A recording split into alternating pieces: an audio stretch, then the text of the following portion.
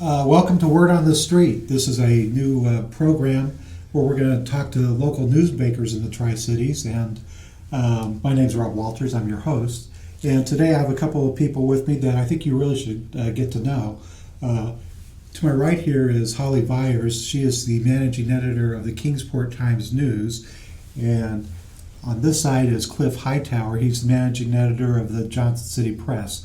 Those are the two daily newspapers in our coverage area for Six Rivers Media, your number one source of news in the Tri-Cities, by the way. And we'll start with Holly. Holly, you've been managing editor for about a year now, and also you're a native of Kingsport. Talk to me about your first year about as being a managing editor. Yeah, so it's been a busy year. One of the first things that happened was we welcomed two new reporters on board over the summer, so they're approaching their first year with us as well. So I think we've got a good staff on board now with all five of our reporters here in Kingsport. We've covered a lot of big stories over the last year. Earlier this year, we had a 3-day series on the Main Street project in Kingsport, just talking to local businesses about the impact of that and just how it's affected the downtown community in general. So that was one of the bigger projects that I've done so far. Last year we also, of course, helped with the Helene coverage that Johnson City took a lot of the lead on, but we assisted with that. We continued to follow the Megan Boswell trial earlier this year. One of our newer reporters covered that, did a great job with that. So lots of important stories that we've been able to cover over the last year or so. Can you talk to me a little bit about what you've learned about Domtar over the last year? Yeah, so that was a story that we did over the summer. We looked at complaints that had been submitted to TDEC about Domtar and the air quality, and the water quality as well. And so we were able to talk with some of the residents that have been affected by the lack of air quality in some of the communities around that area. So that was a good story. We had some infographics with that. We've continued to follow up on that as well. As I mentioned, you're a native of Kingsport and you're managing editor of your hometown newspaper.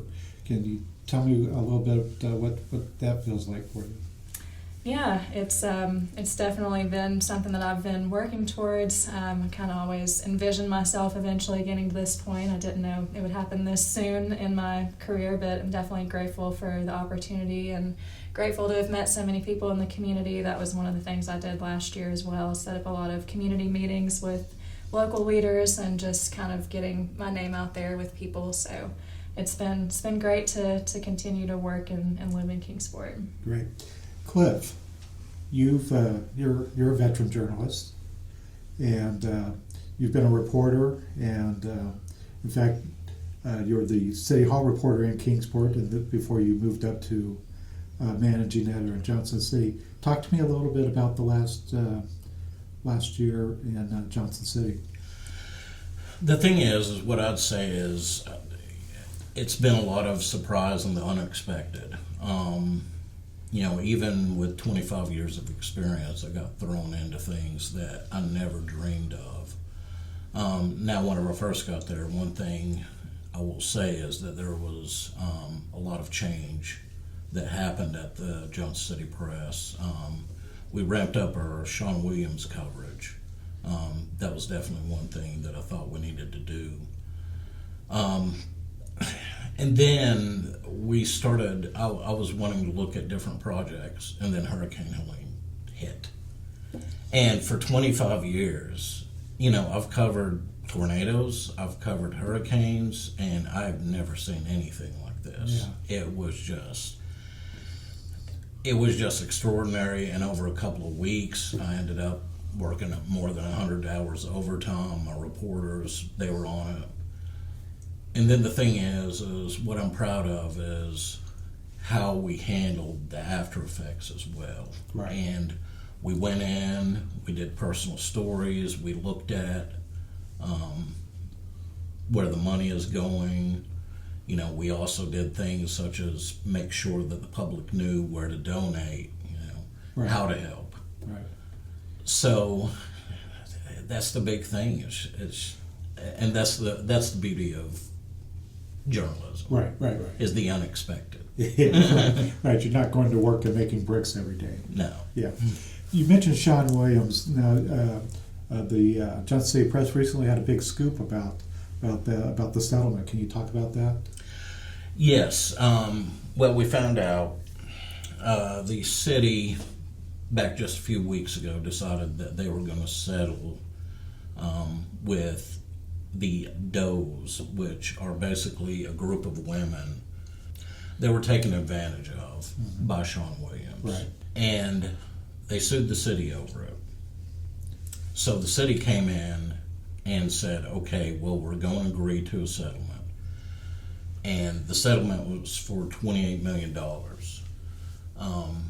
What we found out is initially they didn't tell us how much the city was going to pay on this. Right. We just found out that the taxpayers are on the hook for $27 million of the $28 million. Wow. The insurance will pay $1 million, right, and then they're also paying $3 million for the defense costs. And that's the value of having a local newspaper right there, being the watchdog to break that down for the people who live and work in Johnson City. Yes, of course. Yeah. And on top of this will spur editorials. It's going to spur opinion. Yeah. Let's talk a little bit about editorials. Both Holly and Cliff serve on the editorial board for Six Rivers Media, and we're writing Ask the Editor columns now. They've each written a column. Holly, can you talk about your most recent Ask the Editor column, what you wrote about? So my first one that I have written so far was about Report for America and our partnership with them. So we were recently accepted into their program to bring an environmental reporter to the region. So it was a very competitive process and one that we had to apply for and get interviewed for. We got accepted through their program, and so in the spring sometime we'll be welcoming that new reporter on board to tell some of the stories about recovering from Helene and also just monitoring the local industries in the region. Right. Talk a little bit about the Report for America business model and how people who might be watching can help. So we are required to fundraise for a portion of the reporter's salary, and that's just to try to get support from the community on these issues that these reporters will be covering. So that's kind of how their model works. They provide a portion of the funding, and then we're required to raise a portion, and then we also fund a portion of the salary. So it's kind of a way to bring the community into supporting one of our positions. If somebody wants to donate, how can they do that? So they can go to any of our 5 websites, and there's a donate link at the top of each one, and you can just click that. And it's a one-page process, very quick and easy to do that. Great. So Cliff, you're an Army Ranger. You were an Army Ranger, and you jumped out of airplanes. So you know a little bit about the inner workings of the military. Talk to me a little bit about the after-action reports that we obtained through a public records request from the Tennessee National Guard regarding their response to East Tennessee in the aftermath of Helene. It was very interesting because you had these elements of the National Guard, both the Air Force National Guard and the Army National Guard. They came together to cohesively try to help solve the problems here in Northeast Tennessee after Helene. But then they came back and said that there were problems with that cohesiveness. Also on top of it, you had an element of where the National Guard members came in and they were unprepared. We saw that, and we saw that at one point they didn't even have the necessary water to take showers.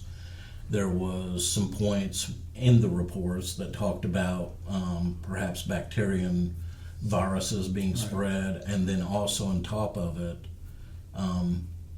because of that, you had a local church that came in and basically said, we'll help wash your clothes. Right. And I hope that they take this and then are able to adjust this in the future. But it was eye-opening, for me personally, as like you said, a military veteran, but also, I hope that it was eye-opening to our readers. Yeah. So Holly, we're just at the beginning of 2025, hard to believe, but talk to me a little bit about some things you might have in the works. Yeah, so later this month we are looking at doing a little project on the 5-year anniversary of COVID, and we'll probably work with Johnson City on that, but just looking at how it's impacted all different levels of life, whether it's education, business, obviously healthcare. So that's one that's coming up in the next few weeks. And then I'm actually going to be brainstorming with the reporters to kind of see what their thoughts are on some project ideas for the next coming months after that. So want to kind of hear from them and see what they're interested in after talking and speaking with people in the community. How many reporters do you have? We have 5 in Kingsport. 5 in Kingsport. What are their names? So we have Rebecca McNerney. She's approaching her first year on board. She covers Sullivan County and the city of Kingsport. We have Anna Adams. She's one of our other newer reporters that she covers Hawkins County over in Tennessee as well. And then we've got Mike Still on the Virginia side, covering Scott County, Virginia. We've got Rick Wagner, who covers education in Kingsport and Sullivan County. And then we have Allison Winters, who is our business reporter. Great. Cliff, who are your reporters? Okay, we have 5 reporters as well. We have Olivia Perry, who's brand new to us, learning the ropes. She's a general assignment reporter with an emphasis on business and healthcare. We also have Robert Houck, who's a veteran journalist, used to be a State House reporter.